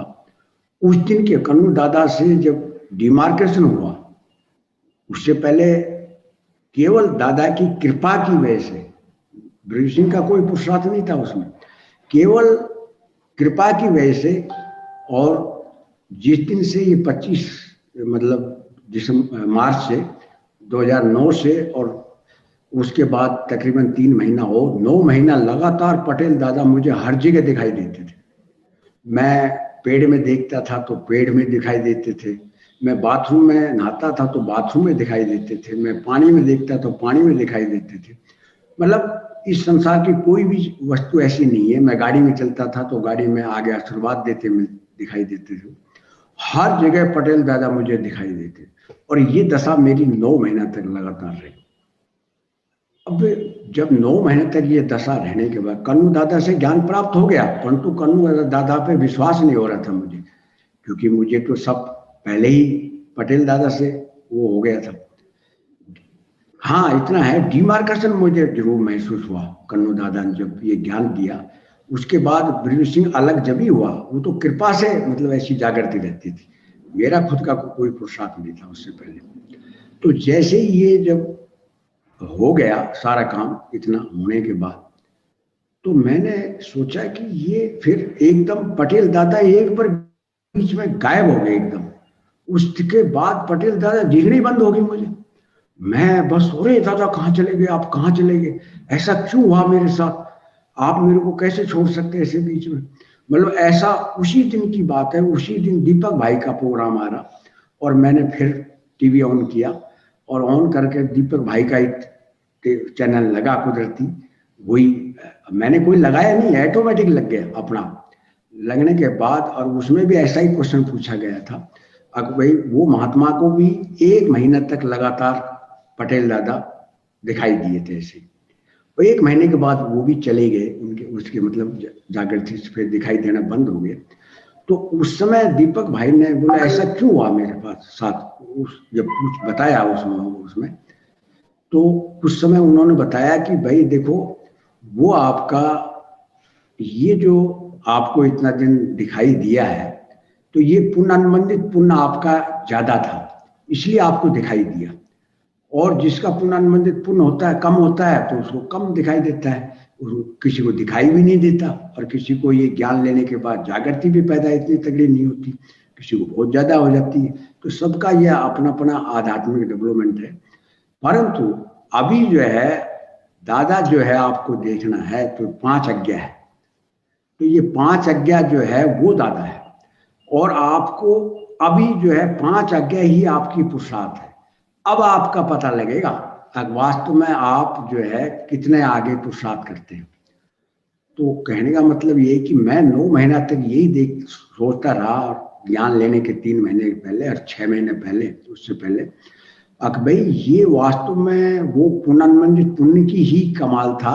और उसकी वजह से मतलब ज्ञानी पुरुष भी उससे ऋण अनुबंधित है, और वो भी कहीं भी उनको मतलब देखना ही पड़ेगा हर अंत में। तो वो जो है हमारा हिसाब ही था, उसकी वजह से ऐसा हुआ। परंतु जब ये बात समझ में आ गई फिर मुझे कोई मतलब वो नहीं रहा। अब उसके बाद कन्नू दादा पे मुझे विश्वास नहीं होता था। अब भाई मैं जो है अब मैं कैसे फिर कुदरती जोधपुर में हमें सत्संग का प्रोग्राम था तो हम गए वहाँ, तो ललित भाई से वहाँ बातचीत हुई। तो मैंने उनको ऐसे बताया, उनको मेरे साथ ऐसे ऐसी स्थिति है, मैं क्या करूं। तो वो बोले कि भाई देखो अभी प्रगट ज्ञानी पुरुष कन्नू दादा है, जो ये फायदा दे सकते हैं वो फायदा नहीं मिल सकता, तो इसलिए जो है आप इनके ऊपर श्रद्धा करो और आपका धीरे धीरे करके इन पर श्रद्धा हो जाएगी। मैं ठीक है। अब मैंने बात करने मेरे बहुत अफेक्ट आया इस बात का। एक वास्तव में इन्होंने जो सही बताया है, वास्तव में जो प्रेजेंट है, बोलो मान लो डॉक्टर अभी है फिलहाल, एक डॉक्टर खत्म हो गया, उसकी फोटो लगी है, तो वो फोटो से ज्यादा डॉक्टर काम करेगा या फिर वो जो प्रेजेंट अभी डॉक्टर है वो उससे हम रोग ठीक करवाएंगे अपने। मैं बोलो जो प्रेजेंट है, तो बोलो ऐसी समय पटेल दादा नहीं है अभी हाजिर, अभी जो है देह के साथ अभी कन्नू दादा है, तो उन पर वो करो। मैंने अपना आप को ये सोचा भाई ठीक है, मैंने श्रद्धा धीरे धीरे शुरू कर दी उनके ऊपर।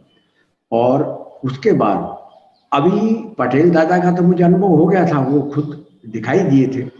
अभी मैं कन्नू दादा को ये चेक करना चाहता था कि दादा उसी समय कुदरती वृतांत ऐसा हुआ कि हमारा ट्रस्ट बनने वाला था, और ट्रस्ट बनने वाला था तो उस समय जो है ताराचंद जी हर समय मुझे ये बोलते थे कि भाई जो है बाबू सिंह और ब्रिजू सिंह आपका जरूर नाम होगा, क्योंकि हम ही कार्यकर्ता था और हम समर्पित थे 100%। मैंने तो यहाँ तक बोल दिया था ताराचंद जी घर जाके, मैं 24 घंटा दादा के लिए रात के 2 बजे भी टेलीफोन करोगे तो मैं घर पहुंच जाऊंगा आपके। तो मतलब इतना भारी समर्पित था मैं। तो वो और उन्होंने आजमाया भी, और जब भी उन्होंने जरूरत पड़ी हम हर जगह हाजिर रहे। तन मन धन से, तीनों चीज से। मतलब तो कहने का मतलब ये है कि वो बोला ना मैं लिख के ले जाऊंगा और भाई आपका नाम, हमने कहा नहीं, मैंने ब्रजेश सिंह ने नहीं कहा कि भाई हमें ट्रस्टी बनाओ या ना, वो खुद ही लिख के ले। जब वहाँ बॉम्बे में मीटिंग हुई, वहाँ बातचीत हुई, तो ताराचंद जी ने आके वापिस बोला यहाँ आके, अगर ट्रस्ट बड़ा हो रहा था, ब्रजेश सिंह आपका नाम काट दिया। उससे पहले मुझे जो है मेरा भाव था कि मैं निमित्त बनूं इस ज्ञान का, और जो है मैंने ये भाव करके, और मुझे अंदर से सूझ आई थी, बाकायदा आवाज आई थी, ब्रजेश सिंह तू इस ज्ञान का निमित्त है, आज से तू निमित्त बन गया है, ठीक है, और अभी तुझे कोई चिंता करने की जरूरत नहीं।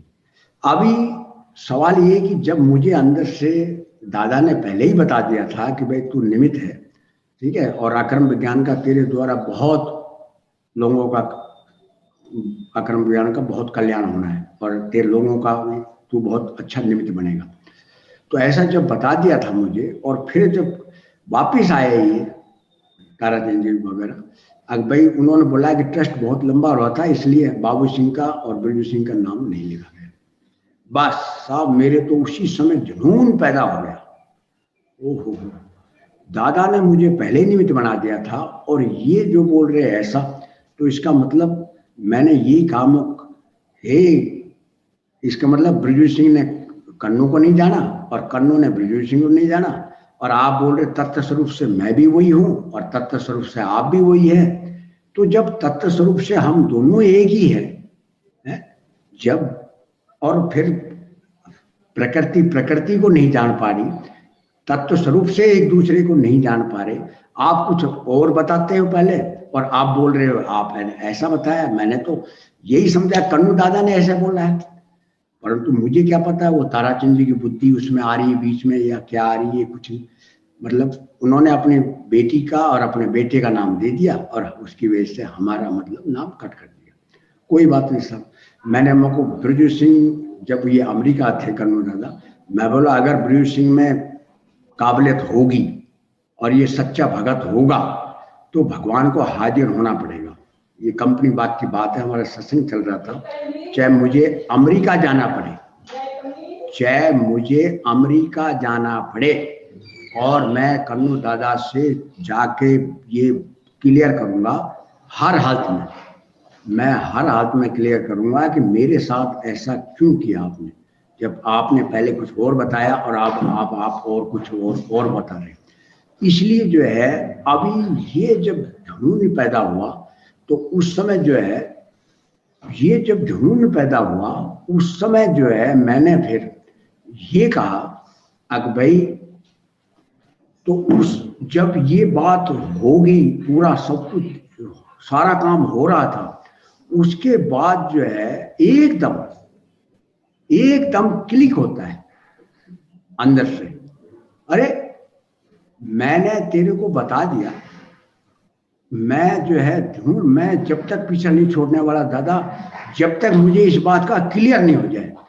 ये तकरीबन 21 दिन लगातार जुनून पैदा होने की वजह से मैं खुद गाड़ी लेके जा रहा बजाजा बाजार में, और कन्नू दादा एकदम शिवलिंग के अंदर प्रकट हुए, अंदर, बाहर की आंखें देख नहीं सकती, अंदर की आंखों ने देखा, और शिवलिंग में खड़े होके बोला, अरे ब्रजेश सिंह मैं सदा साथ था तेरे, और सदा साथ हूं और सदा साथ रहूंगा, तू बेचिंता रह, बस तू मुझे क्यों तकलीफ दे रहा है, क्यों? ओहो मुझको दादा आपको मैंने तकलीफ दिया, क्षमा करना है इस ब्रजेश सिंह को, मेरे से बहुत बड़ी गलती होगी, मैंने गाड़ी खड़ी करके बड़ा प्रायश्चित किया उस बात का, हे प्रभु क्षमा, अब मुझे मालूम पड़ गया आप क्या चीज है, हो आपने अपनी चीज असली चीज दिखा दिया, हे प्रभु ये ब्रजेश सिंह धन्य हो गया।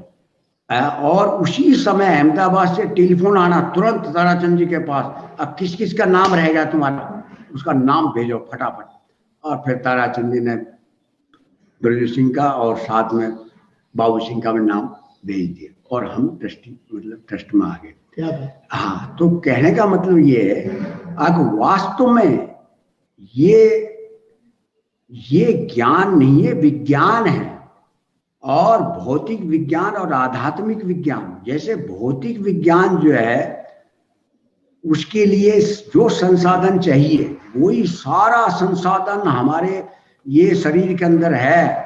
ये बहुत बड़ी प्रयोगशाला है और मैंने जाने कितने ही प्रयोग करके देखे हैं अभी तक। 11 साल मेरे को इस ज्ञान के हो गया, 12 साल शुरू हो गया। तो कहने का मतलब 11 साल में, हाँ, पहली दफा मैंने तकरीबन 10 अपना जन्म दिवस मनाया है, और परंतु एक जन्म दिवस अब लॉकडाउन के दौरान मैंने मना नहीं पाया। और उसमें ही मैं ये फर्स्ट में ही मुझे ये अनुभव हो गया था। अगर ब्रजू सिंह वो पहले वाला ब्रजू सिंह तो खत्म हो गया, ये तो नया ब्रजू सिंह पैदा हुआ है, इसमें कोई शक नहीं। और उसके बाद मैंने इस मन वचन काया, वास्तव में कन्नू दादा का एक सूत्र पढ़ा मैंने, और वो सूत्र वास्तव में मैंने ये अनुभव में लिया। अब भाई ये मन वचन काया ये एक प्रयोगशाला है, ठीक है। और मैं साइंटिस्ट, शुद्ध आत्मा, मैं साइंटिस्ट हूं। और दादा आपने एक भाव रूपी औजार दिया है जो इससे जो है मैं इसमें प्रयोग कर रहा हूं, तो वो मैंने काफी प्रयोग करके देखे हैं। वास्तव में 100% करेक्ट बात है। वो आपके प्रयोग के ऊपर है, प्रयोगी कैसा है। वो अगर प्रयोगी है, अगर करेक्ट है, तो मतलब 100% उसका रिजल्ट मिलता है। अभी भी वास्तव में मेरा कुछ प्रयोग चल रहे हैं, यहाँ कुछ प्रयोग चल रहे हैं और उनका रिजल्ट नहीं आया है। 1-2 प्रयोग है और काफी का रिजल्ट भी आ चुका है, ऐसी बात नहीं।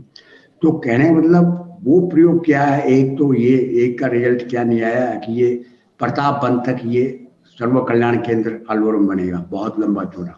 उसका भी जो है कब तकरीबन 6, 7, 8 साल लगातार भाव गए। अब वो भाव बंद हो गए, शायद हो सकता है उसमें अभी व्यवस्थित जाने कब उसका रिजल्ट आएगा, और ये बढ़ेगा 100%, ये मुझे विश्वास है 100%। दूसरा प्रयोग और चल रहा है। आप वास्तव में हमें ये ज्ञान प्राप्त हुआ है।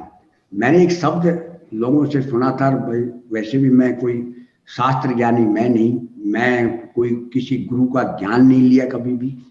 और मेरा तो प्रकृति ऐसी थी, मैं तो सेना में नौकरी किया है, और सेना में जो मतलब एक वहाँ भाई ना मेरा घर का ऐसा माहौल था, कोई हमारे पूजा पाठ करना या और कुछ करना, अगरबत्ती जलाना, मतलब ऐसा कुछ भी माहौल नहीं था। और ना ही बचपन से मैंने कोई पाठ पूजा किया, ना ही कोई कभी अगरबत्ती जलाई।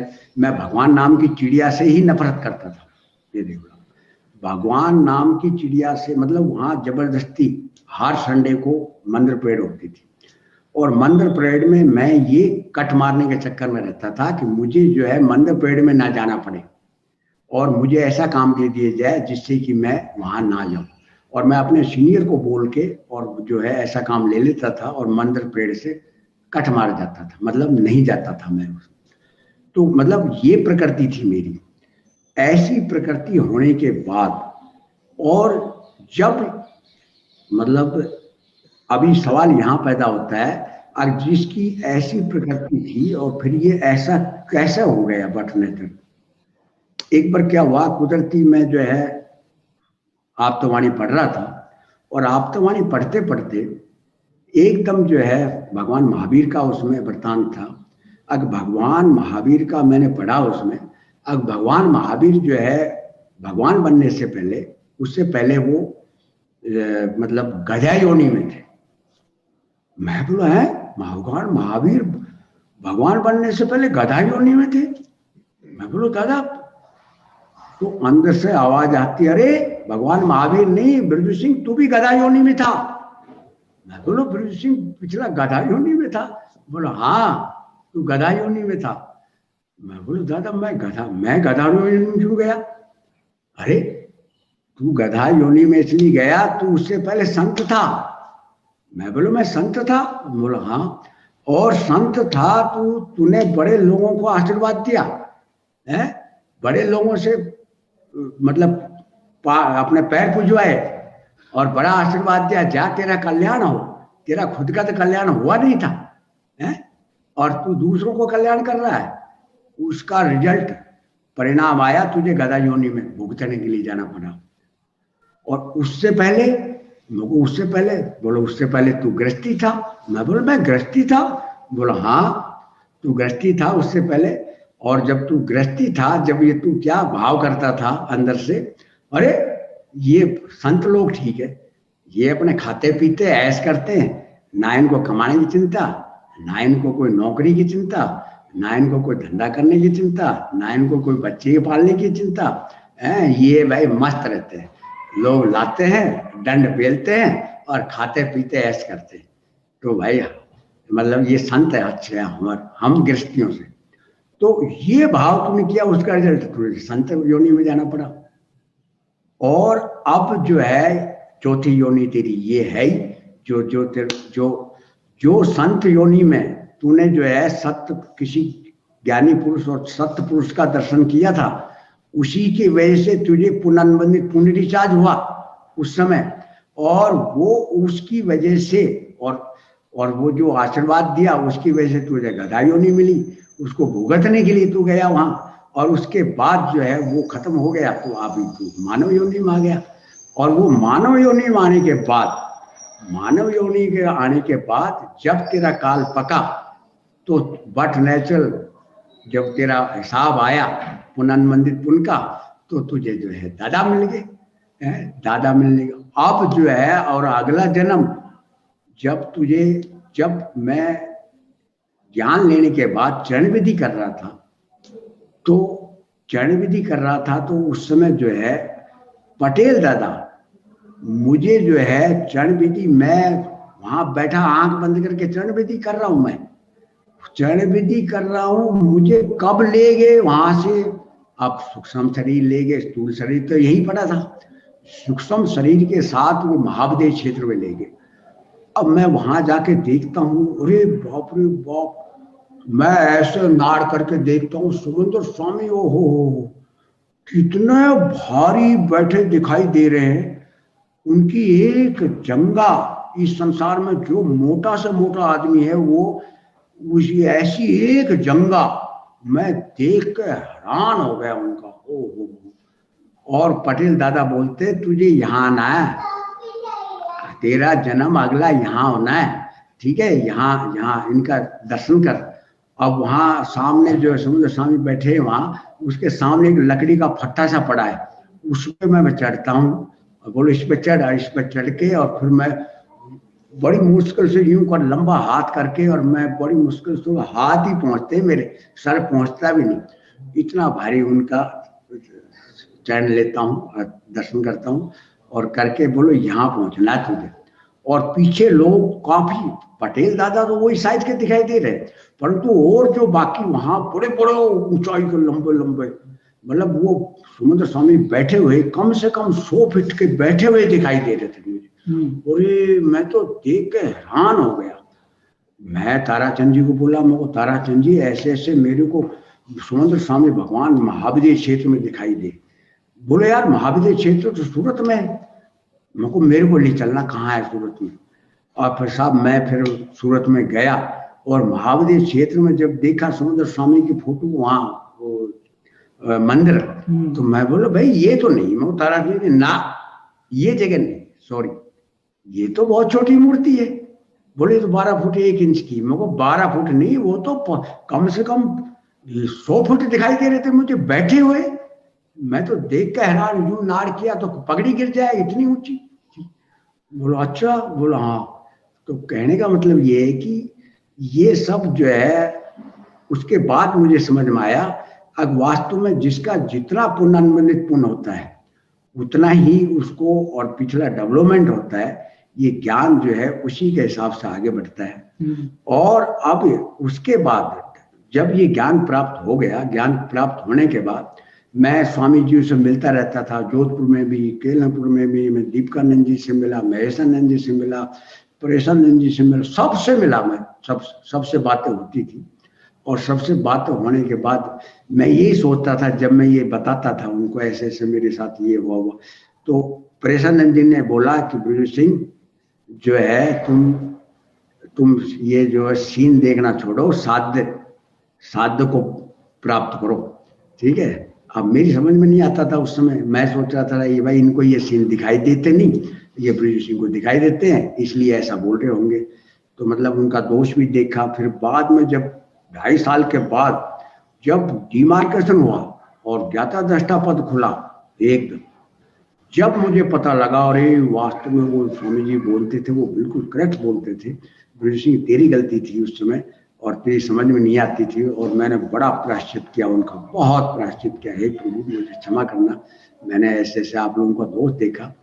तो कहने का मतलब ये है कि जब फिर मैंने कन्नू दादा से बात करी थी उस समय, अब मैं दादाजी से बात कर, दीपकानंद जी को बताया मैं तो दादाजी से बात करना चाहता हूँ, तब दादाजी होली वाले दिन की बात है, होली वाले दिन का मेरा ज्ञाता दृष्टा पद खुला।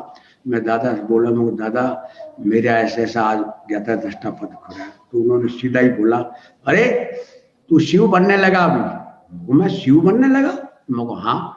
उनको शिव के, तू शिव का फोटो देखा है तने?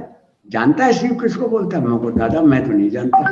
बोलो शिव का जो है चित्र देखा है? मैं हाँ देखा तो है, फोटो में चित्र तो देखा है।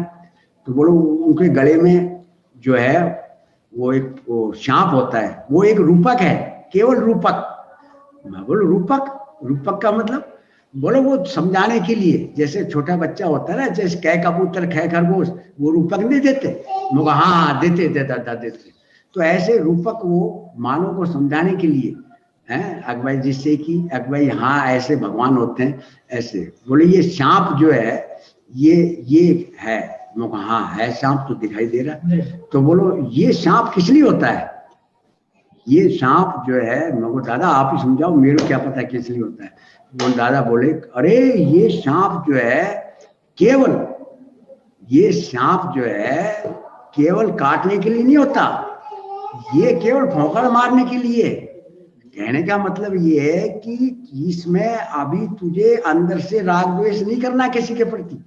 हाँ परंतु कलयुग है ये और 5वां आ रहा है, तो इसलिए जो है भौंकाड़ मारना जरूरी है। भौंकाड़ ऐसी मारना जो अगला समझ जाए हाँ वह वास्तव में रियल बात कर रहा है, ड्रामिकली मतलब पूरा।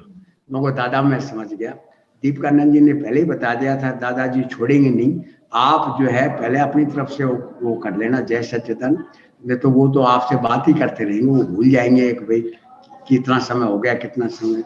मैंने फिर अपनी तरफ से उनको दादाजी होली है और होली की तैयारी करना है, मुझको जय सच्चिदानंद बोले जय सच्चिदानंद। तो कहने का मतलब जब वो कन्नू दादा से मुलाकात हुई, ये बातें हुई सारी, तो मैंने तो जो इस संसार में कोई माने ना माने, मुझे तो कन्नू दादा वास्तव में जो कन्नू दादा थे वास्तव में शिव स्वरूप कंप्लीट इस देह के साथ होते हुए भी प्रत्यक्ष भगवान शिव का दर्शन करना है तो कन्नू दादा का किया मैंने, इसमें कोई शक नहीं। और जो है वास्तव में वो अरिहंत परमात्मा ही बनने वाले हैं। और जो है हमें तो इतना गजब का उनका सनातन मिला, और उसके बाद तो फिर जो है लास्ट में जो है उनका इतना गजब का सनातन मिला, 5-6 मतलब दिन जो हम सत्संग गए वहाँ, और लास्ट वही दर्शन थे उनके। अब वो महाबली क्षेत्र पहुँच गए, अब तो माँ के पेट में हैं, अभी तो तकरीबन और लगेंगे कुछ महीने के बाद। मुझे सारा दर्शन में आता है पूरा, वो कितने दिन वहाँ रहेंगे, कैसे क्या होगा।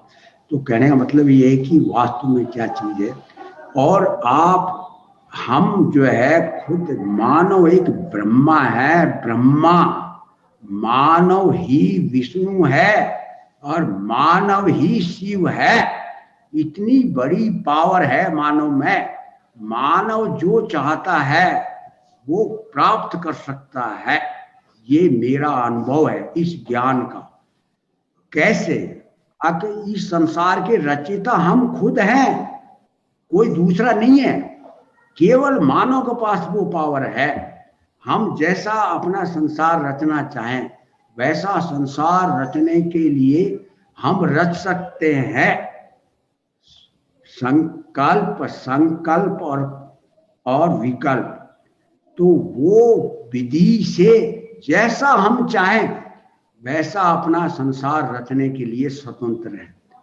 और अगले जन्म में उसको जो है भाई ब्रह्मा तो हो ही गया, हम विष्णु होकर उसका पालन करना पड़ेगा। और जो अपना स्वरूप प्राप्त हो गया तो उसी वो बनना शुरू हो गया। तो कहने का मतलब ये है कि इतनी बड़ी पावर है मानव में, केवल इस ज्ञान का अगर जरा सा भी किसी को ये ज्ञान प्राप्त हो जाए और ये ज्ञान उतर जाए और समझ में बैठ जाए, बस फिर बल्ले बल्ले है, 5 आज्ञा के ऑटोमेटिक होगा। जय सच्चिदानंद महात्मा, जय सच्चिदानंद। बिजू सिंह जी बहुत बहुत धन्यवाद, आपने सुबह निकाल के यहाँ आए। जय सच्चिदानंद। जय सच्चिदानंद। वाकई बड़ा अच्छा अनुभव है। और उन्होंने जैसे बताया है कि शुरुआत उनको जो जीवन की परिस्थिति में से गुजरना पड़ा, उसका समाधान दादा ने कितना अच्छा सा दे दिया कि आपका है वो कोई ले जा नहीं सकता, और जो आपका नहीं था वो लेके गया। तो वहीं से उनकी दादा के सत्संग की यात्रा शुरू हुई। और हमने देखा कि एक बार यह विश्वास बैठ जाने पर उनको अपना सांधा मिल गया। और हम समझ सकते हैं कि कैसे दादा दादा हो गए उनके जीवन में।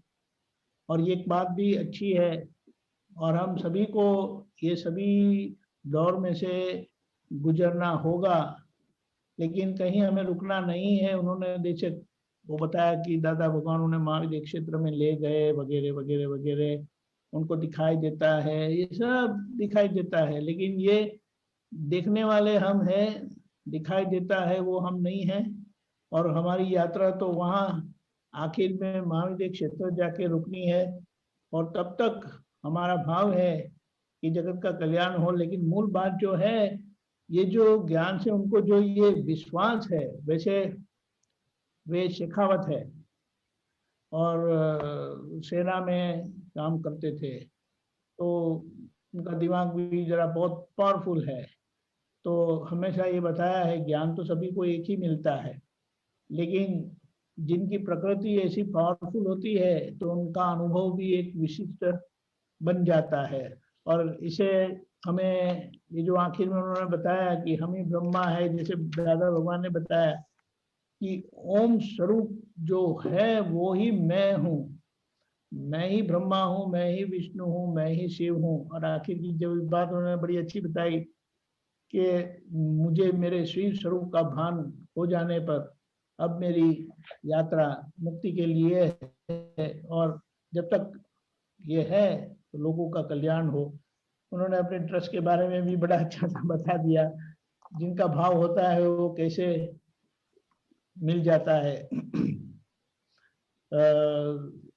आप्तवाणी भी उन्होंने पढ़ी, लेकिन बड़ा अच्छा है, सत्संग में बड़ी अच्छी दिलचस्पी लेते हैं।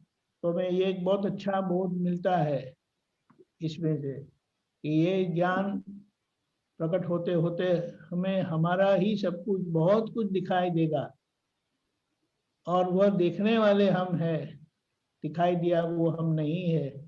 हमारी यात्रा तो केवल सिद्ध क्षेत्र की है। मैं परम ज्योति स्वरूप सिद्ध भगवान हूँ। जय सच्चिदानंद। जय सच्चिदानंद। अप्रत्यक्ष में ही हम बिजू सिंह को धन्यवाद देते हैं, वैसे हमने वहां तो दे दिया था। जय सच्चिदानंद। बहुत अच्छा, बहुत बढ़िया।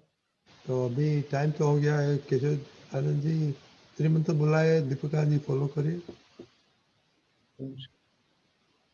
नमो वितरागाय, नमो वीतरागाय, नमो अरिहंताणम, नमो अरिहंताणम, नमो सिद्धाणम, नमो सिद्धाणम, नमो आयरियाणम, नमो आयरियाणम, नमो वज्जायाणम, नमो वज्जायाणम, नमो लोये सव साहुणम, नमो लोये सव साहुणम, ऐसो पंचन मुक्कारो, ऐसो पंचन मुक्कारो, सव्वपावप्पणासनो सर्वपावप्पणासनो मंगलाणं च सव्वेसिं मंगलाणं च सौवेसिं परमं हवै मंगलम् हवै मंगलम्। ओम नमो भगवते वासुदेवाय। ओम नमो भगवते वासुदेवाय। ओम नमः शिवाय। ओम नमः शिवाय। जय सच्चिदानंद।